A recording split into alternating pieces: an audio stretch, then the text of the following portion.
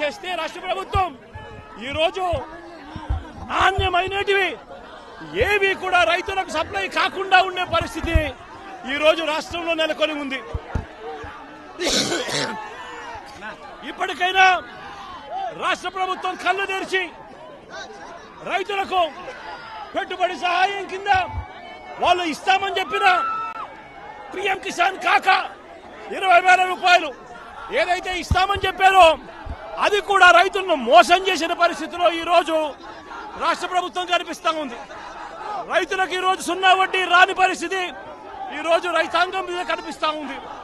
ఈ రోజు ప్రతి విషయంలోనూ కూడా రైతులు ఈ ప్రభుత్వంలో నష్టపోయిన పరిస్థితుల మధ్య చంద్రబాబు నాయుడు గారు ఇప్పటికైనా కళ్ళు తెరవాలి, గుంటూరు మిర్చి యార్డుకు రావాలి, వచ్చి రైతుల కష్టాలు తెలుసుకొని రైతులకు కనీస గిట్టుబాటు ధర వచ్చే విధంగా రైతుల కోసం చంద్రబాబు నాయుడు గారు గట్టిగా నిలబడకపోతే తీవ్రమైన పరిణామాలుంటాయి. రాబోయే రోజుల్లో రైతుల తరపున చంద్రబాబు నాయుడు గారిని హెచ్చరిస్తా ఉన్నాం. ఈరోజు ఇక్కడ కూడా పరిస్థితి ఏమిటి అంటే ఒక ప్రతిపక్ష నాయకుడు ఇక్కడికి వస్తున్నాడు అనంటే రైతులతో మాట్లాడే ప్రయత్నం చేస్తున్నాడు అనంటే కనీసం పోలీసుల భద్రత కూడా చంద్రబాబు నాయుడు గారు ఇవ్వని పరిస్థితి. నేను ఇదే చంద్రబాబు నాయుడు గారికి చెప్తా ఉన్నా, ఎల్లకాలం ఈ ప్రభుత్వం ఉండదు.